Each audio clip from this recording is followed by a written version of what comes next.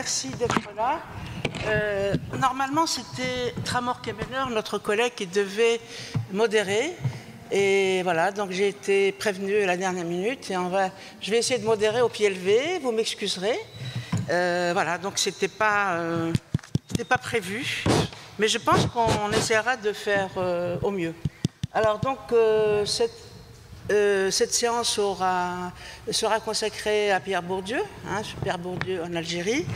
Et donc j'ai à ma gauche Monsieur Nicolas Hutin, Stanislas Hutin, pardon, j'oublie toujours, qui a fait... pardon, qu'est-ce que je fais là? Pardon, excusez-moi, je voulais enregistrer, mais je fais des bêtises là. Pardon. Bon, écoutez, je ne sais pas comment il faut faire, là, c'est pas grave. Bien, et donc, Stanislas Hutin, qui a fait son service militaire en Algérie, et il est ici parce qu'il a écrit un livre qui s'appelle Carnet de bord. C'est la période 55-56, donc nous sommes là tout à fait au début de la guerre d'Algérie, qui d'ailleurs à l'époque ne s'appelait pas guerre, et qui était donc dans la région justement dans laquelle Bourdieu, Sayad et tout le groupe vont enquêter à partir des années, enfin disons des années 60. Et donc dans ce livre que je vous conseille de lire, mais là, je crois qu'il est épuisé, vous ne pourrez pas le lire. J'espère qu'il va nous en dire quelques mots. Eh bien, moi, je dois donner quand même mon point de vue. Je pense que c'est un carnet de bord, ce sont des traces très importantes, très émouvantes, et qui nous renseignent justement sur les débuts de cette guerre et les conditions, et là c'est très très important, et si je suis là, c'est exactement pour ça, c'est comment recontextualiser ça. Comment, justement, essayer, j'espère que M. Hutin va nous le dire, comment essayer de montrer que les appelés, ce n'est pas l'armée régulière, que c'est un corps à part, que c'est une aberration, je le dis, du système français. On n'a jamais vu ça. Des jeunes, ils étaient près de 2 millions, qui vont se retrouver en Algérie sans avoir de formation, sans avoir été informés de quoi que ce soit. Et comment est-ce qu'ils vont se débrouiller chemin faisant? Donc, il y en a évidemment qui vont faire dans la guerre, comme on dit, mais il y en a qui vont résister tout en faisant leur service. Et c'est ça qui m'intéresse chez M. Hutin, et c'est ça qui va nous intéresser sans doute chez Bourdieu d'une façon ou d'une autre. Et on en a bien sûr, et c'est pour ça que je regrette que notre ami Tramor ne soit pas là. Il y a aussi 1% des appelés qui ont ce qu'on appelle des insoumis, voilà, qui n'ont pas fait leur service, et évidemment, qui l'ont payé d'une façon, qui l'ont payé très cher. À ma droite, un autre ami et collègue. Alors lui, il est, je ne sais pas, vous allez nous dire comment vous êtes tombé là-dessus, comment vous êtes tombé sur moi. Eh bien lui, il n'aborde pas du tout cette question-là, disons par la voie classique de la recherche sociologique. Dans les écrits sociologiques, vous ne les lisez pas, c'est pas grave. Il y a aussi il y a pas mal de travaux en histoire, on ne les lit pas. Et moi, ce que j'ai apprécié, c'est Pascal Génaud, c'est justement faire connaître cette histoire par la bande dessinée. C'est très important parce que, je trouve que c'est amusant, l'essentiel est dit, et je dois souligner que c'est un travail de recherche très honnête, autant que possible. Bon. Et évidemment, honnête ne veut pas dire exhaustif. Ce n'est pas un travail d'analyse, ce n'est pas un travail d'historien ni de sociologue, mais c'est tout ça à la fois. Et c'est synthétique. Moi, je pense que c'est juste et honnête.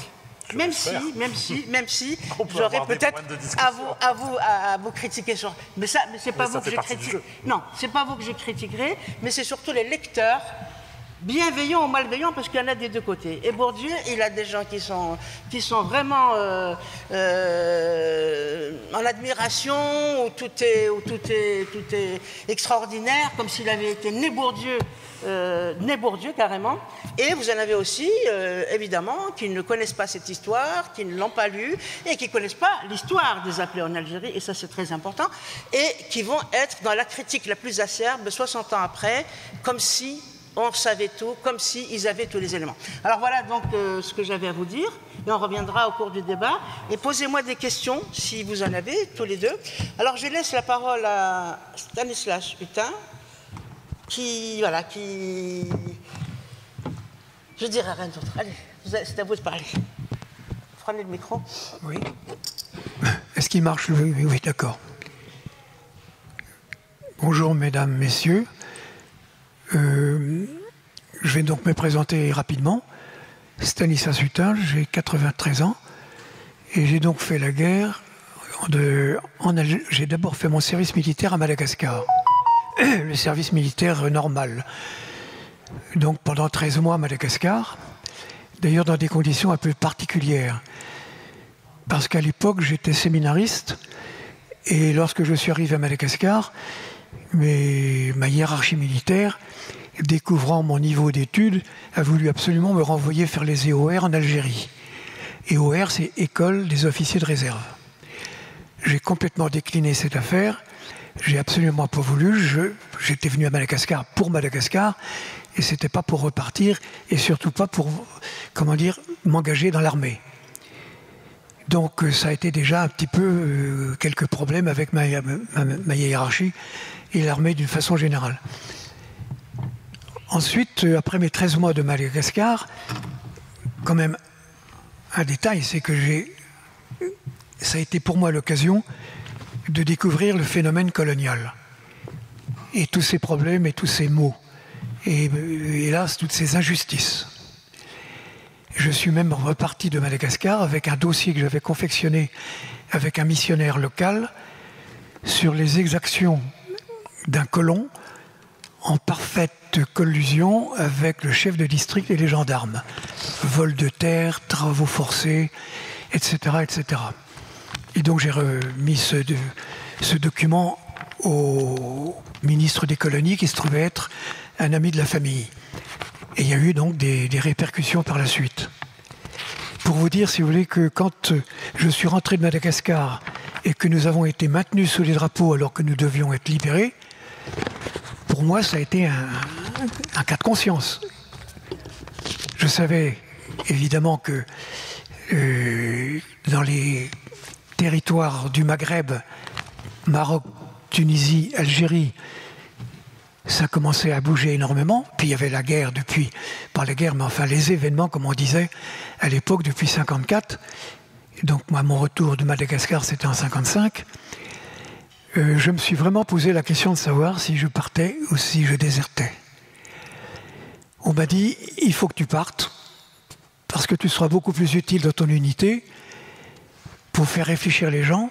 Ça, c'était mes supérieurs et mon père qui me disaient ça.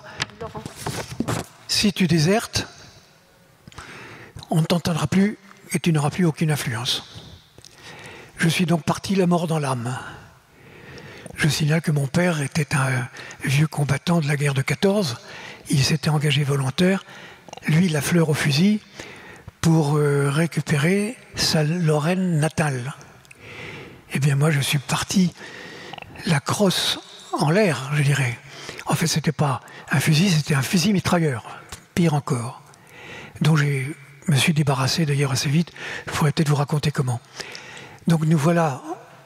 Alors je note que quand je suis à Madagascar, j'ai été sursitaire. Et quand je suis parti donc en Algérie, j'avais déjà 23-24 ans, puisque je suis né en 30. Et mes camarades, qui avaient tous fait leur service militaire dans les colonies, et pour pouvoir faire leur service militaire dans les colonies, ils avaient été obligés de devancer l'appel, c'est-à-dire que c'était des jeunes de 18-19 ans. Et moi, j'en avais 23-24. Donc il y avait déjà une certaine différence, si vous voulez, de maturité. et en plus de connaissances, si vous voulez, du milieu. Parce que moi, j'appartenais à une famille de journalistes, du genre témoignages chrétiens, etc., séminaristes, avec toutes les valeurs, si vous voulez, chrétiennes que cela véhiculait. Et en plus, mon père journaliste, eh bien écoutez, on était au fait un petit peu des événements. Alors qu'en fait, mes camarades, quand on est parti pour vendre et à l'Algérie, n'avaient aucune espèce de maturité, de maturité tout court d'ailleurs, d'une part, et aucune formation idéologique ou politique.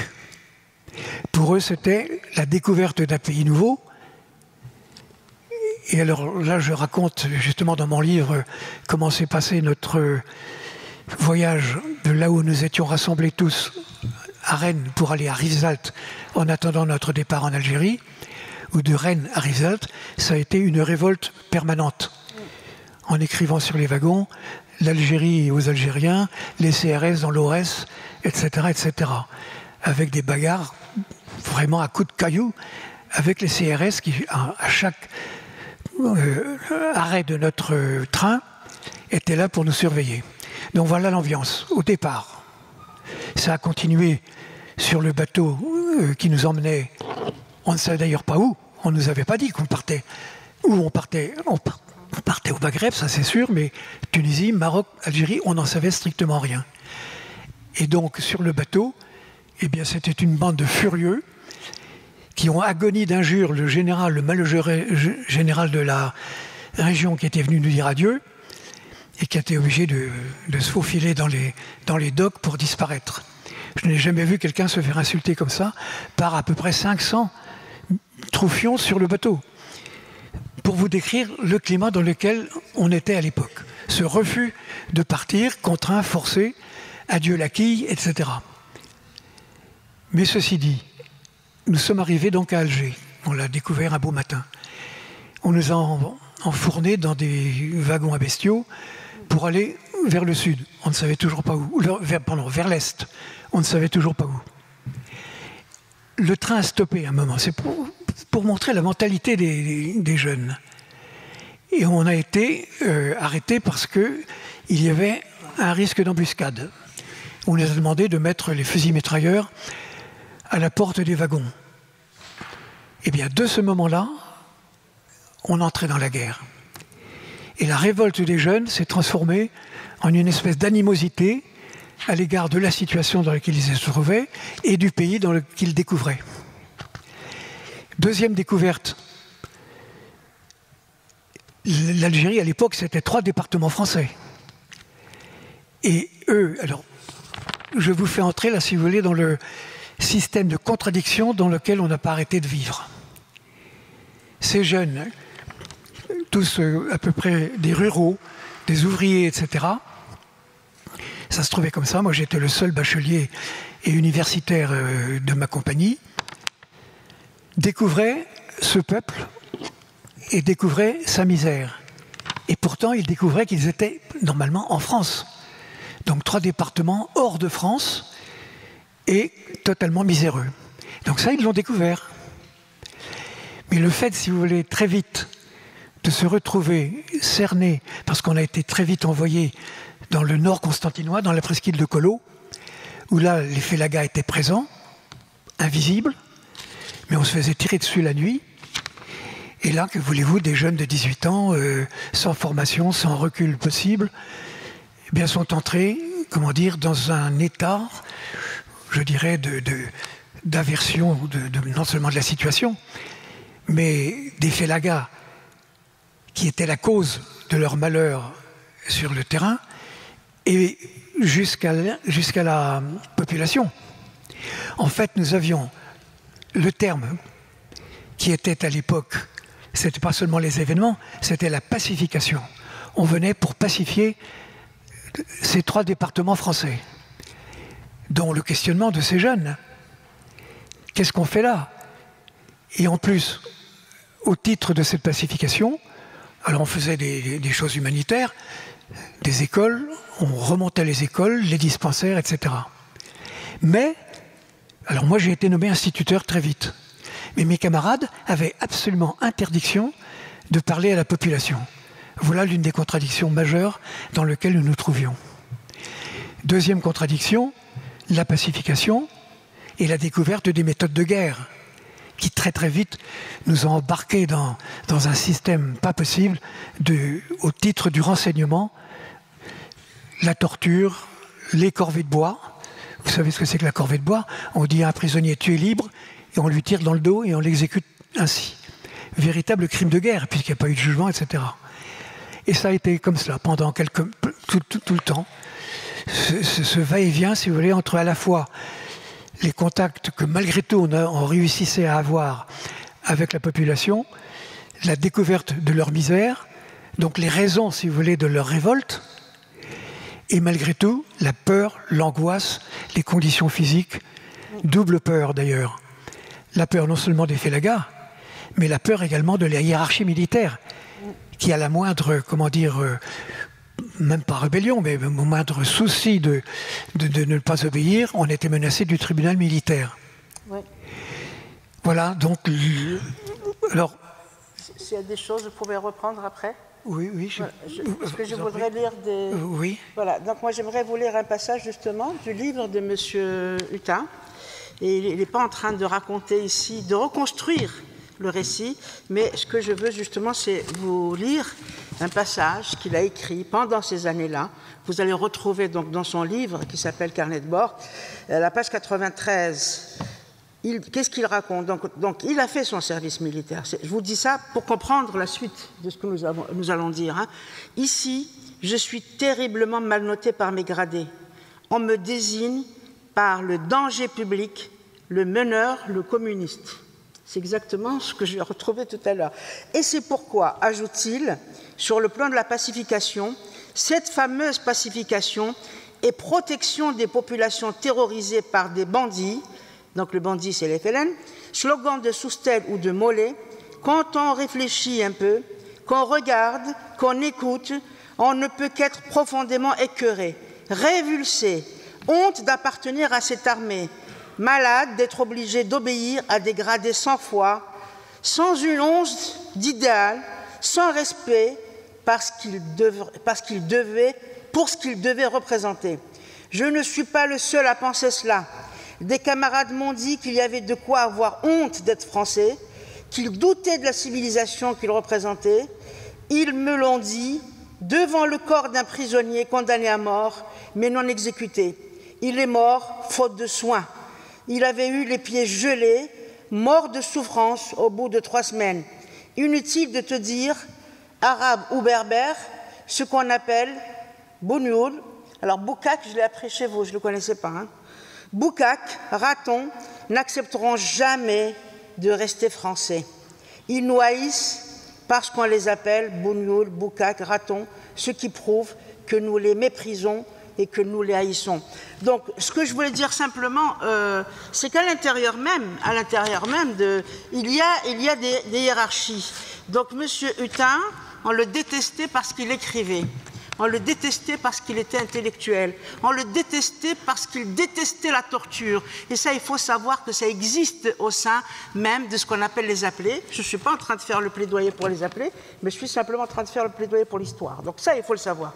Et alors, un autre sur lequel j'ai travaillé, que j'ai publié malheureusement, il faut rééditer le livre, c'est Michel Froidure. Lui, il avait fait HEC. Et il a été donc envoyé en Algérie, il était OR, lui, c'est-à-dire élève officier de réserve. Alors, qu'est-ce qu'il nous dit? En 56, il arrive en 56, il fait son service complètement, et il dit « Moi qui venais de vivre des années de fraternité étudiante très chaleureuse et qui rêvait de fraternité universelle, c'était une descente aux enfers qui m'a définitivement marqué. Avant même de découvrir personnellement le mépris des pieds noirs pour les Arabes, j'avais très mal vécu, durant mes classes en Allemagne, ce que j'appelais le système militaire du mépris. Cette idéologie de l'obéissance militaire qui permettait à ces sous-officiers, passablement abrutis par l'alcool, de tyranniser des deuxièmes classes, donc deuxième classe c'est important à retenir, Pascal, qui valaient 1000 fois mieux qu'eux au prix de leur soumission servile, C'est deuxième classe et ce sera l'horreur. Mon refus de cette logique a été absolu, d'où des débats interminables aux GOR, les partisans de la manière forte, dans l'armée et avec les Algériens, comme donc en témoignent mes lettres de Cherchel que j'ai publiées encore une fois. À cette question posée par moi-même, c'est moi qui lui ai posé la question, il y a chez vous, comme beaucoup d'appelés, comme un dégoût, une nausée. Alors que dit Michel Froidure? Le mot juste, le mien, comme celui de tous mes camarades, c'est le mot d'écœurement. Nous étions écœurés. Le dégoût et la nausée ont leur siège dans l'estomac. Ça ne passe pas. Mais l'écœurement a son siège dans le cœur et il atteint directement le désir de vivre. Je me retrouve très bien dans les propos du sénateur Jean Faure, publiés dans Le Monde du 13 février 2001. Il faisait son service exactement à la même époque que moi. Et qu'est-ce qu'il écrit, ce sénateur-là? Ce soir, je suis écœuré. J'ai le cafard. Le monde est noir, sale. Je ne vois plus rien de vert. Je ne sens plus la fraîcheur. J'aimerais mourir et fuir la haine et la violence, car la violence m'habite. Il me semble maintenant que je tuerai avec beaucoup moins de scrupules. Alors, donc voilà, ça c'est encore un autre qui a fait son service, encore une fois, qui a photographié des femmes, qu'on a envoyé comme, comment dirais-je, pour surveiller les poseurs de mines aux frontières. Et ça, justement, aujourd'hui, pour les jeunes, en tous les cas, pour mes étudiants par exemple, ben, c'est une contradiction qu'ils n'arrivent pas à comprendre. Comment est-ce qu'ils peuvent dire ça et faire leur service? J'espère que vous allez nous répondre tout à l'heure. Et maintenant, donc, je passe la parole à notre deuxième invité, qui est Pascal Génaud. Et lui, il est beaucoup plus jeune, hein. Il n'a pas fait la guerre, il n'a pas fait son service, il n'est pas algérien, hein. Il n'est pas élève de Bourdieu. Non plus. Donc voilà. Et il a donc publié une BD, comme je viens de vous le dire, que vous allez retrouver dans les journaux, dans la presse, etc., qui s'appelle Une enquête algérienne, justement à propos de Pierre Bourdieu, et c'est exactement cette période-ci. Voilà. Merci. Merci. Bien, bonjour à toutes et à tous. Donc moi, je suis Pascal Génaud, je suis auteur-scénariste de bande dessinée, et j'ai en fait un parcours double, ou triple même, l'un dans la recherche à l'origine, en tant que docteur en sciences de la communication, chargé d'enseignement en sociologie des publics. Par ailleurs, actuellement, je travaille depuis maintenant une bonne dizaine d'années dans l'éducation à l'image et aux médias. Donc voilà, mon activité principale est d'aller rencontrer les générations futures déjà là pour parler avec elles d'images, de médias, d'analyse de l'image, etc. Et j'ai depuis 2005 un parcours d'auteur-scénariste de bande dessinée avec tout d'abord une trilogie qui s'appelait Sans pitié, qui est une trilogie noire, comme on parle de film noir, comme on parle de roman noir. Coécrite avec Bruno Pradel et dessinée par Olivier Thomas. C'était paru aux éditions Emmanuel Proust, 2005-2008. Et il y avait déjà dans ce travail un intérêt pour l'histoire et un intérêt pour la guerre d'Algérie. C'est-à-dire qu'on se situait au niveau de l'écriture dans le courant du polar français post-68, où l'origine du problème, au niveau de l'intrigue, se situe au niveau de la société et au niveau de l'histoire. C'est ce qui fait une des différences, notamment avec le thriller américain. Je pense par exemple aussi bien à Michael Connelly ou à James Ellroy, etc., où même s'il y a du contexte historique présent, l'origine du problème dans ces récits policiers ou ces récits criminels est beaucoup plus située au niveau de la psychologie des personnages, de traumas profonds que les personnages ont pu vivre sur le plan principalement psychologique. Alors que dans la tradition française, qu'on retrouve chez Didier Deninx, qu'on retrouve chez Jean-Patrick Manchette, par exemple, on va plutôt chercher l'origine du problème au niveau de la société, au niveau des rapports sociaux, au niveau des traumas collectifs, etc. Et donc nous, on se situait vraiment dans cette lignée-là. Didier Deninx avait d'ailleurs préfacé le premier tome de Sans pitié. Et donc on avait situé l'origine de l'intrigue au niveau de la guerre d'Algérie. Le temps a passé, on a tous ensemble, les mêmes auteurs, fait ensuite un travail sur un cinéaste communiste, Paul Carpita, qui était un cinéaste engagé dans les années 50, anticolonialiste, anti-impérialiste, et qui avait réalisé un film qui s'appelait Le Rendez-vous des quais, film censuré pendant une trentaine d'années par le pouvoir en France. Voilà, donc on avait voulu raconter l'histoire comme ça de ce cinéaste, de son engagement communiste, de son engagement anti-impérialiste et anticolonialiste.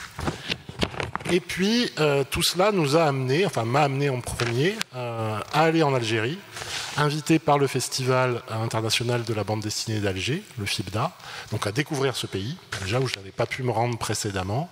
Ça a été un coup de cœur, je dirais, hein, vraiment, à la fois sur le plan humain, sur le plan professionnel, sur le plan personnel, des rencontres, des amitiés qui sont nées. Et très vite l'envie, avec Olivier Thomas, de faire un projet de bande dessinée documentaire. Alors pour préciser très rapidement, de roman graphique, hein, c'est-à-dire non pas la bande dessinée cartonnée, 48 pages, telle qu'on a l'habitude de la connaître, hein, qui ressemblerait plutôt au format des Astérix, des Lucky Luke, etc., mais véritablement du format livre, hein, c'est-à-dire ça aboutit là aujourd'hui à un ouvrage de 250 pages, format roman, un grand format, et l'envie de faire donc un travail de bande dessinée documentaire sur l'Algérie. La question c'était que raconter. Sur l'Algérie, les sujets, bien évidemment, sont très très nombreux. Et puis, le hasard a fait que j'ai eu entre les mains, lors d'un séjour à Alger, une brochure d'hommage à l'écrivain Mouloud Feraoun, où l'on voyait une photo de Feraoun et une seconde personne, qui était Pierre Bourdieu. La photo était légendée, prise à Alger en 58 ou 59. Alors bien évidemment, moi, je connaissais le Pierre Bourdieu sociologue, le Pierre Bourdieu intellectuel public, intellectuel engagé, enfin l'image que l'on a majoritairement de lui, c'est-à-dire de la personne à la fois personnalité scientifique et publique des années 80 et plus encore 90. Je connaissais une partie du travail de Pierre Bourdieu sur un certain nombre de questions, notamment sa question de l'autobiographie. Le premier chapitre de ma thèse était consacré à l'autobiographie scientifique, donc je m'étais bien évidemment intéressé à tout ce que Pierre Bourdieu avait pu écrire sur cette question, mais j'étais complètement passé à côté pas tant de la présence de l'Algérie dans son œuvre, puisque je connaissais le sens pratique, enfin je connaissais les travaux sur lesquels il s'appuie sur un terrain ethnologique, ethnographique algérien, la domination masculine, bien évidemment, publiée dans les années 90, où il va reprendre sa modélisation de la société kabyle pour l'étendre à une compréhension des rapports sociaux de sexe de manière beaucoup plus globalisée, mais en revanche son vécu humain, hein, le parcours personnel de ce jeune homme qui s'est à 25 ans retrouvé appelé, non pas rappelé, mais appelé pour aller faire son service en Algérie, et qui au travers de cette expérience va commencer à devenir, vraiment, je dis bien commencer à devenir le Pierre Bourdieu que nous allons connaître par la suite. C'était quelque chose qui m'était totalement inconnu.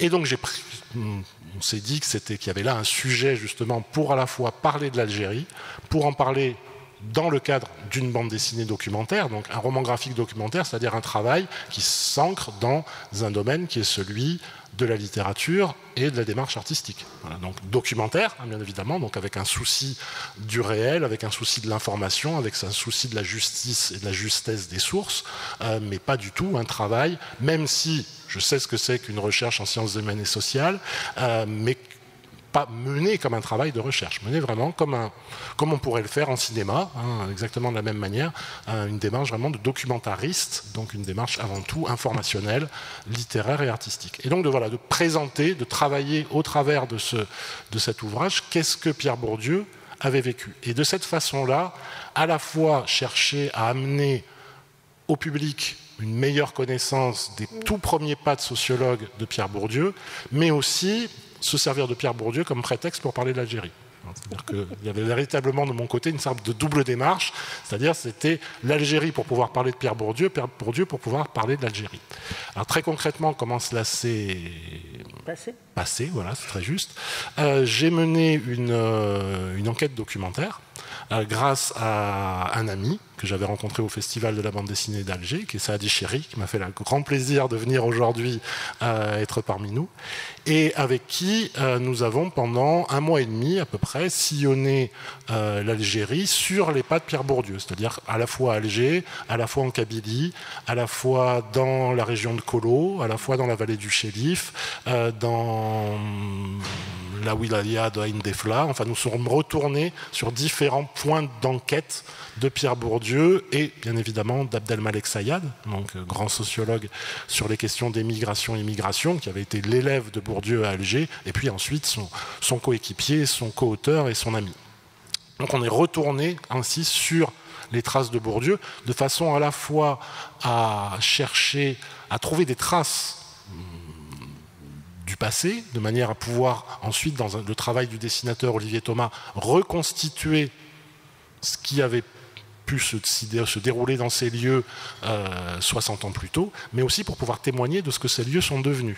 Oui. Je pense notamment aux camps de regroupement, qui sont l'un des épisodes peut-être les moins peu connus de la guerre d'Algérie, c'est-à-dire le déplacement d'une très grande partie de la population rurale, sortie manu militari au sens littéral de leur environnement de vie habituel, de leur maison, de leur village, et regroupés dans des camps sous contrôle de l'armée, de façon à chercher à isoler la population rurale civile de l'armée de libération nationale. Bon.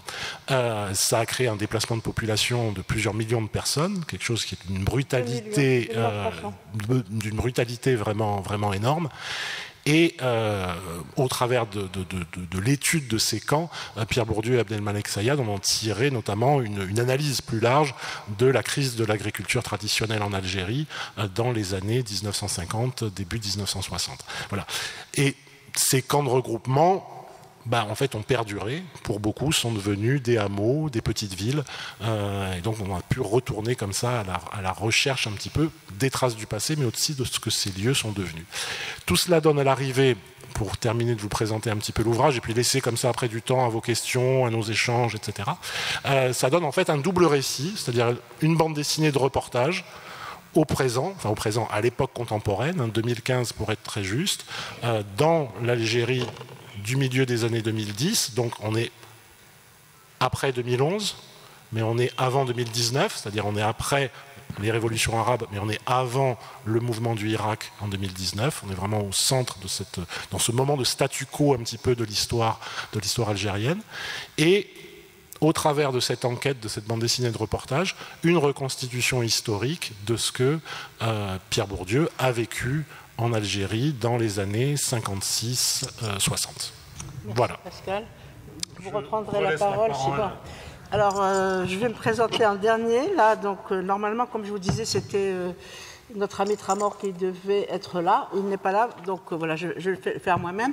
Donc, moi, j'ai édité l'année dernière ce livre qui s'appelle Pierre Bourdieu en Algérie, 56-61.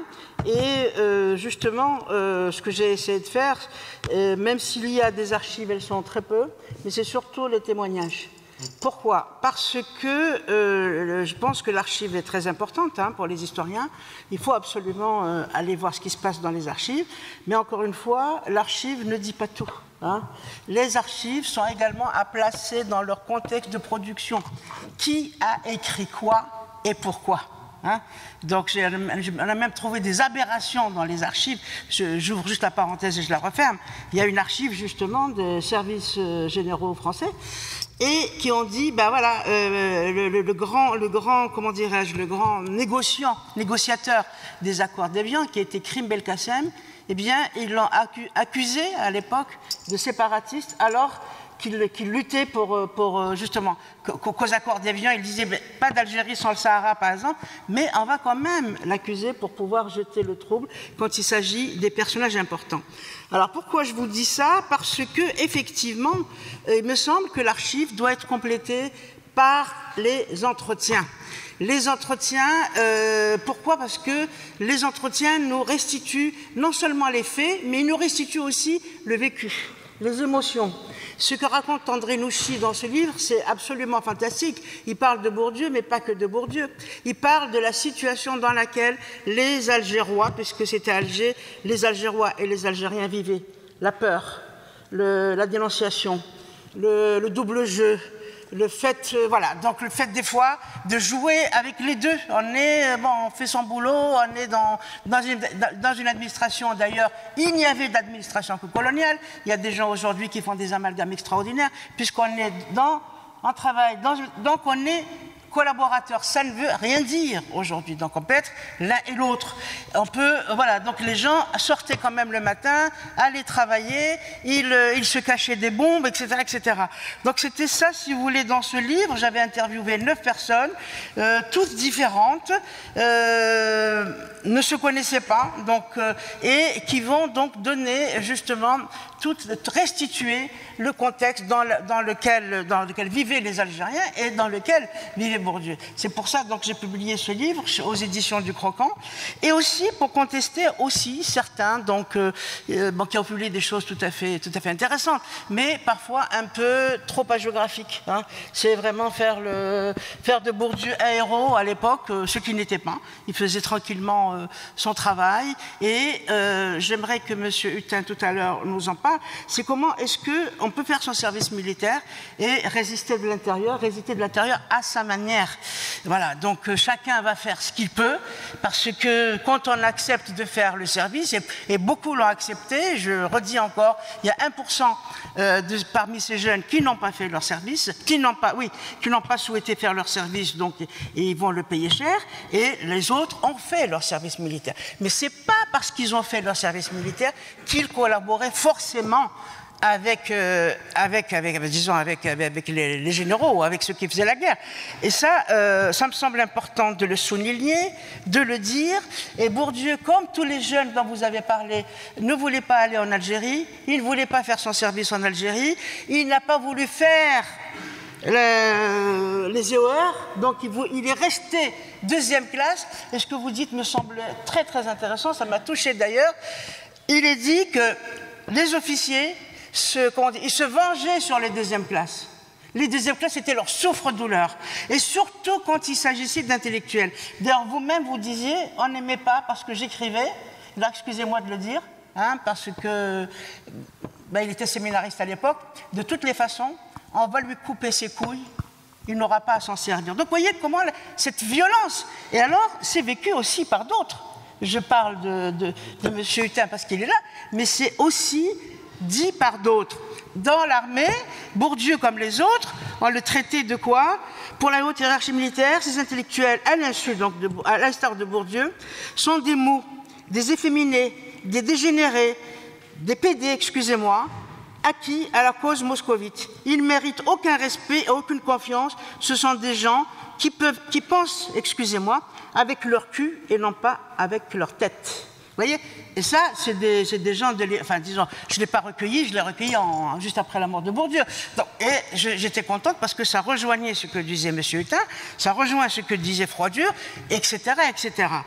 Alors, je ne sais plus, j'ai perdu le fil de mon propos. En fait, voilà, donc c'est pour dire que les choses, pendant la guerre d'Algérie, toutes les guerres ne sont jamais tranchées. Les situations ne sont jamais claires. On peut, tout en étant pris dans ce piège, celui d'être appelé, essayer de résister à sa manière. Certains ont donné des cours, certains ont aidé comme ils ont pu, certains, justement, vous aviez cité quelqu'un dans votre BD que je connais, savait très bien qui était avec eux et qui n'était pas avec eux. Et pendant que Bourdieu était au gouvernement général, il n'a rien écrit, il n'a rien dit, il ne pouvait rien dire, il avait une double réserve. Mais on savait très bien, peut-être qu'il avait de la formation, on ne sait rien. Peut-être que, voilà. Donc, alors, c'est pour ça que j'attire absolument votre attention là-dessus. Et je le dis d'autant plus que je ne me suis pas présentée, donc je suis à l'école de hautes études. Je m'occupe, si vous voulez, d'Algérie, et du monde berbère plus précisément. J'édite une revue qui s'appelle Awal, Cahier d'études berbères, et vous avez parlé de Pharaon. On a sorti un très très beau numéro qui lui est consacré, justement, pas du tout le pharaon littéraire dont on parle, mais le pharaon résistant. Pharaon n'est pas connu justement pour ses actes de résistance. Voilà. On a même dit le contraire, on l'a même fait passer pour ce qu'il n'était pas. Alors que quand on sort les archives, quand on essaye d'enquêter, eh bien, on va voir que c'était un grand monsieur qui avait lutté de l'intérieur. Pharaon a dénoncé justement le fait qu'il y ait, dans son école en tous les cas, des salles de torture à l'école. Donc il a essayé de lutter de l'intérieur, il a dénoncé ça au sein de l'éducation nationale. Je vous passe, il faut lire le livre pour vous... C'est justement pour vous dire qu'il y a des modes de résistance et qu'on ne les connaît pas et chacun va résister à sa manière. Et aussi, par rapport aux questions ou par rapport à certaines interrogations, parce qu'on parle de Bourdieu, parce que c'est Bourdieu, mais simplement on oublie que toute votre génération, monsieur, toute votre génération, tous les intellectuels français nés dans ces années-là ont fait la guerre d'Algérie. Alors, donc à ce moment-là, il faut faire, si on doit juger, il faut juger toute cette classe d'âge, vous vous rendez compte? Furet, le grand Furet, a fait son service à Port-Guédon. Julliard, qui vient de mourir, a fait son service à Port-Guédon. Meller, pareil. Et Rocard, pareil. Le grand Rocard a fait son service. On ne sait pas ce qu'il a fait. Il était dans un bureau, certainement. Il a dû obéir à la hiérarchie. Tous, enfin, j'ai les noms de ceux que je connais. Donc, tous ont fait. Alors, est-ce qu'il faut juger la classe d'appelés ou est-ce qu'il faut juger Mollet, Mitterrand et l'autre, comment il s'appelle? J'ai oublié son nom. Bon, c'est pas grave. Voilà. Donc, voilà, il y a des gens qui étaient responsables à l'époque de ce qu'a été cette guerre, comment est-ce qu'elle a été menée, et justement de l'envoi de ces appelés en Algérie. Et donc, Bourdieu va se trouver là-dedans, ligoté là-dedans, et bien sûr qu'il était dans une institution où il a fallu obéir à ses supérieurs, je crois qu'il faut le dire, c'est comme ça. Il ne pouvait pas s'en sortir autrement. Mais il faut faire vraiment attention à ce qu'on dit, attention à l'utilisation des archives. Et donc, voilà, j'ai parlé de Feraoun. Donc, voilà. Donc, moi, j'ai connu Bourdieu, j'ai travaillé avec lui, je suis algérienne. Voilà, donc j'appartiens à une famille qui a été militante pendant la guerre d'Algérie et j'ai perdu mon père, je dois le dire ici, fusillé en 56, voilà, par l'armée française. Donc voilà, je n'ai rien à cacher. Non mais c'est vrai, les gens croient qu'on parle comme ça, mais on parle tous à partir d'un vécu, à partir d'une histoire, et je pense que c'est ça, que c'est... Voilà, c'est l'exécution sommaire de mon père qui a fait que je fais tout ce cheminement pour l'Algérie, pour la justice, pour l'égalité et pour les gens surtout qui travaillent au service de la vérité. Et et c'est le mot que je voudrais dire. Je n'aime pas me confesser en public, mais je le dis parce que il y a des débordements, il y a des jugements inappropriés qui servent qui servent l'extrême droite, qui servent les islamistes anti-tout. Voilà, c'est pour ça que je vous dis ça. Et Bourdieu, je pense qu'il ne mérite pas, avec tout ce qu'il a fait pour ce pays, par son travail, encore une fois, par ses travaux sur lesquels qui ne sont pas dépassés. Personne n'a fait ce qu'il a fait, et je pense qu'il ne mérite pas, disons, les analyses et les sous-entendus de certains. Voilà. Et j'aimerais bien, mon père, que juste... oui, vous redisiez quand même, justement, tout en étant appelé, tout en étant dans la situation dans laquelle vous étiez, comment est-ce que vous résistiez à votre manière? Les coups fourrés que vous pouviez faire à vos supérieurs. Et juste un peu... ça y est. Oui, alors comment est-ce que l'on résistait? Bon, écoute... Bon, il faut avouer, si vous voulez, que c'est une question extrêmement difficile parce que ça dépend tellement des conditions dans lesquelles on était. Comment voulez-vous que des jeunes qui ont 18-19 ans, la trouille au ventre, la double trouille, celle des félagas, qui les menacent en permanence, et de l'autre côté, celle de la hiérarchie militaire qui les menace du tribunal, s'il y a la moindre contestation, c'est très difficile. Moi, j'appartiens à une association qui s'appelle la 4ACG, anciens appelés en Algérie et leurs amis contre la guerre, dont le principe est de donner notre propre pension d'anciens combattants à des œuvres de paix en Algérie et en Palestine. D'où elle vient cette association? Elle est née en quelque sorte du remords qu'ont eu des paysans du Tarn au moment de recevoir cette aberration qui pour nous, cette pension, qui est, comment dire, la récompense d'avoir pris le risque de tuer ou d'être tué soi-même. Vous voyez que c'est quand même étonnant, quoi. Donc on refuse cette affaire. Et ils l'ont refusé parce qu'encore une fois, ils ont eu l'impression de ne pas avoir su ou pu, enfin non, ils n'ont pas su résister. Et nous on leur dit qu'ils n'ont pas pu résister. C'est ça le problème. C'était extraordinairement difficile. On prenait des risques énormes, d'autant que la plupart de ces jeunes ne connaissaient pas les lois de la guerre. La corvée de bois, par exemple, qui est un crime de guerre, moi j'ai vu quand même que 2 de mes amis ont refusé de la faire. Par contre, au sein de notre association, nous avons le cas contraire d'un appelé, Bernard Gerland, qui lui s'est porté volontaire à une époque pour faire cette corvée de bois.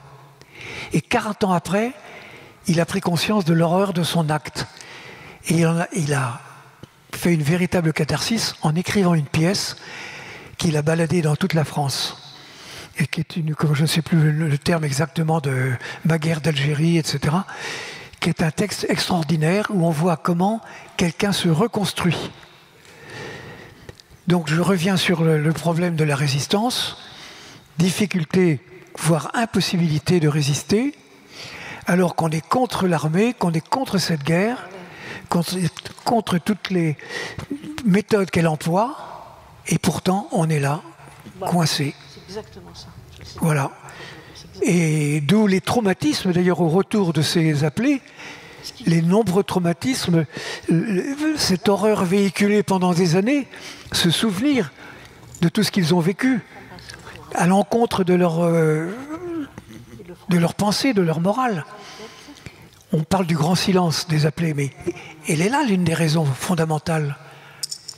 Le fait de ne pas avoir pu, justement, et su résister à quelque chose qui allait contre leur pensée. C'est ça. C'est le débat ? Oui. Oui, alors s'il y a des questions.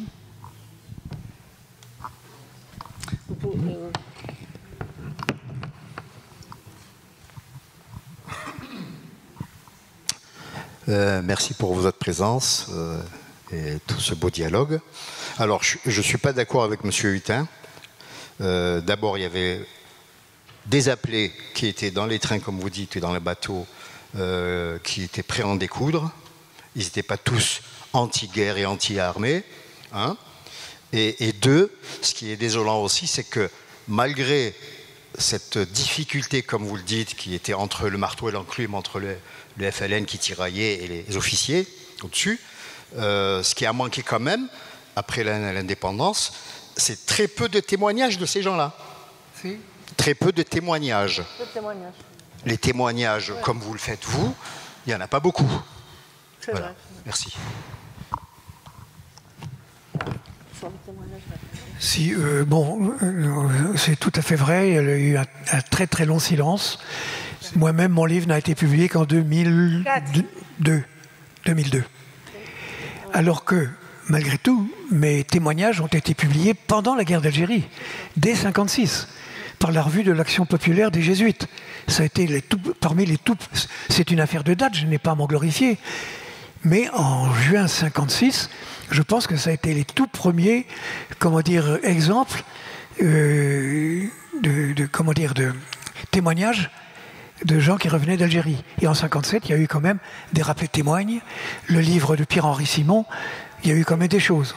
Et ensuite, il a fallu attendre 2001 ou 2002, avec l'histoire de Ilet Yiragiz, cette jeune Algérienne qui a été torturée par, je ne dis pas qui, parce que c'est toujours pas terminé cette histoire, où là, tout est reparti, et là, les appelés ont commencé à parler, puisque Tramor Kemener, hélas qui n'est pas là, me dit qu'il y a eu à peu près pas loin de 60 000 lettres à ce moment-là, qui ont paru comme témoignages à partir de 2000. Et il y a eu quand même beaucoup de livres écrits par les appelés ensuite. Mais il faut dire aussi qu'on ne les publiait pas avec bonheur. C'est très compliqué de publier ce genre. Oui, il y a le blackout en France sur ça. Je suppose qu'avec ce qu'ils ont vécu, il y avait moyen de s'extérioriser, de dire ce qu'ils ont vécu. Mais à qui ? C'est ça.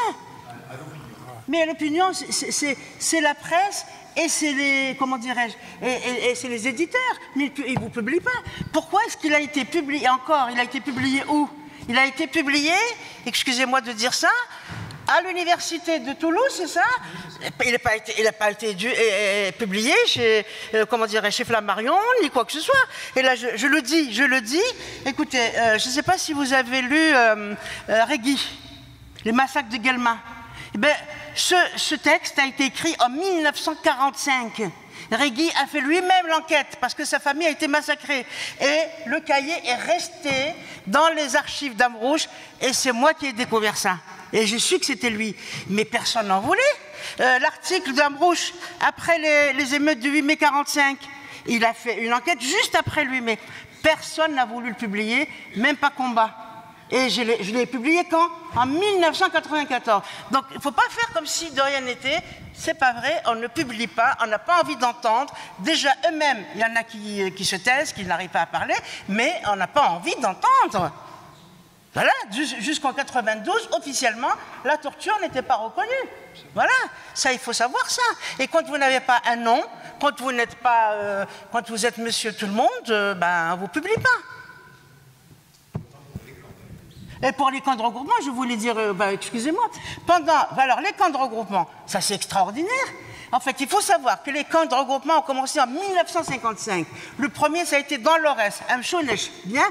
Et il a fallu Rocard. Et encore Rocard, il faut savoir qu'il n'a pas été tout droit. Il est passé clandestinement, grâce à son ami sous-préfet. Et il a fait semblant de faire une enquête sur le foncier, pas du tout sur les camps de regroupement. Et encore, le rapport qu'il a fait, il n'a pas dénoncé ouvertement. Là aussi, il faut dire les choses comme elles sont.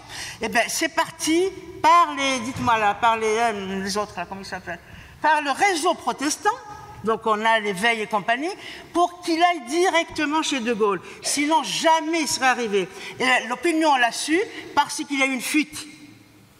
Voilà. Et donc alors il a fallu 59 quand même pour qu'on entende parler des camps. Donc il y a quand même une politique tenue au secret. On n'a pas envie de parler des camps. C'était la honte de la France. Elle ne voulait pas que l'image de la France soit ternie aux Nations Unies. C'est ça, c'est tout ça.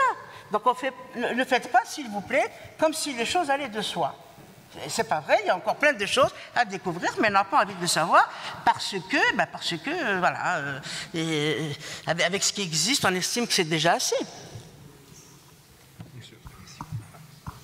Bonjour. Je m'excuse, je suis un peu malentendant de l'appareil. Je trouve, monsieur et madame Tassaadit-Yassine, que vous êtes... Ah, pardon. Je m'excuse, je suis un peu malentendant. Je trouve, monsieur et madame Tassaadit-Yassine, que vous en faites tout un mythe sur Bourdieu. Je pense qu'il y a deux périodes Bourdieu, avant et après l'indépendance de l'Algérie. Durant la bataille d'Alger, ce Bourdieu était bien au cabinet à la cause du gouvernement général d'Alger. Enfant, j'ai vécu cette bataille d'Alger et j'en souffre. Dans le cas où il y a un doute sur j'ai ma carte d'identité pour ce qui est de mon âge. Pour nous Algériens, ces activités de Bourdieu, pendant la première période, avant l'indépendance, étaient suspectes. Et je dis bien, ce monsieur n'a pas signé le manifeste de Sartre des 121. Il ne l'a pas signé, parce que là vous dites qu'il n'a pas fait son service militaire, tout ça. Ce n'est qu'après l'indépendance, je pense qu'il se fait un mythe en tant que sociologue avec Sayad, ça c'est sûr, et tous ses écrits. Voilà, la nuance est intéressante entre les deux périodes, avant l'indépendance et après l'indépendance. C'est ça qui est important à mon avis. Parce que pendant la bataille d'Alger, il a été odieux, Bourdieu, il était avec le gouvernement général de la Côte et tout ça. Toute une histoire. Merci. Je vais me permettre de répondre très brièvement. En fait, monsieur, ce qui est très bien dans votre remarque et dans votre démarche, c'est que, oui, je parle dans le micro, je ne peux pas parler plus fort, mais c'est qu'en fait, ce que vous faites témoigne exactement de ce dont on parle depuis le début de cette rencontre, c'est-à-dire que vous faites un anachronisme terrible. Vous qualifiez le Pierre Bourdieu des années 1956-1957 avec l'image du Pierre Bourdieu des années 1980-1990. Mais la personne dont nous parlons, c'est un jeune homme de 25 ans qui arrive pour faire son service militaire en Algérie, qui va se retrouver effectivement au service de l'information du gouvernement général, a mené un travail de rédacteur-concepteur pour lequel il a été placé sur ce poste-là. Mais de là à qualifier cette personne d'odieuse dans ce moment-là, c'est vraiment, il me semble, et vous faites le relais en fait d'un propos qui est assez présent, non pas tant en France qu'à Alger, mais vous faites le relais en fait d'une sorte de je sais pas, de volonté de stigmatisation, de chercher à se faire valoir et à faire du pouvoir en décriant quelqu'un comme Bourdieu.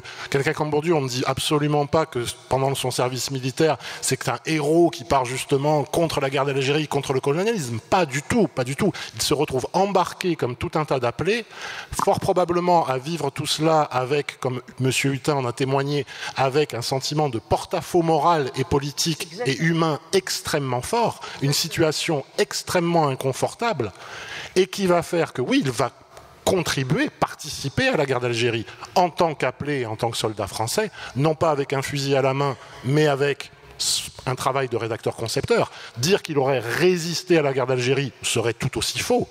Non, il y a contribué, il y a participé, et c'est fort probablement ce sentiment de porte-à-faux énorme qui peut en partie, pas seulement, mais en partie expliquer pourquoi ce jeune homme de 25 ans qui arrive en Algérie avec une carrière toute tracée, un futur de philosophe, agrégé de philosophie, qui a un projet de thèse avec l'un des plus grands chercheurs de l'époque, qui est Georges Canguilhem, etc., etc., pourquoi, à la fin de son service militaire, il fait le choix de rester à Alger, d'enseigner à l'université d'Algérie, et d'enquêter sur la société algérienne, avec des membres du FLN de l'époque qui peuvent en témoigner et qui disent « il était bien plus de nos amis que de nos ennemis ». Donc attention, je suis navré, mais au travers de votre propos, en fait, vous reprenez un propos qui est assez présent dans certains milieux intellectuels francophones algérois et algériens à l'heure actuelle, et en France également des propos qui rejoignent plutôt la droite dure, voire l'extrême droite, mais vous faites fi de l'histoire et de l'historiographie en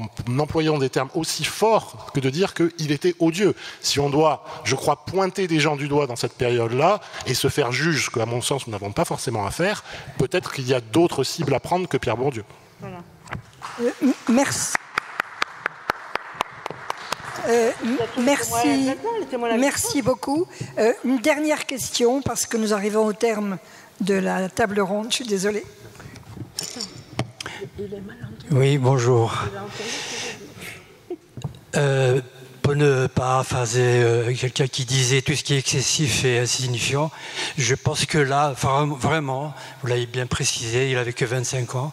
Il a travaillé avec un militant qui s'appelait Abdelmalik Sayad, qui ne pouvait pas, on ne pouvait pas le taxer comme vous le taxez. C'est vraiment incroyable. C'est scandaleux, monsieur, ce que vous dites. Et surtout, accuser Tassadétia aussi d'être enfin, comment dire, comme si elle, comment dire, comment ils disent les musulmans, elle prosterne devant. Non, arrêtez avec ça. Arrêtez. Bon, j'espère que vous avez bien entendu, n'est-ce pas? Merci, monsieur. Vous pourrez retrouver nos... Oui, vous pourrez retrouver en dédicace nos débatteurs et en tous les cas à 16h à la Grande Librairie. Ils seront en dédicace tous les deux. Donc,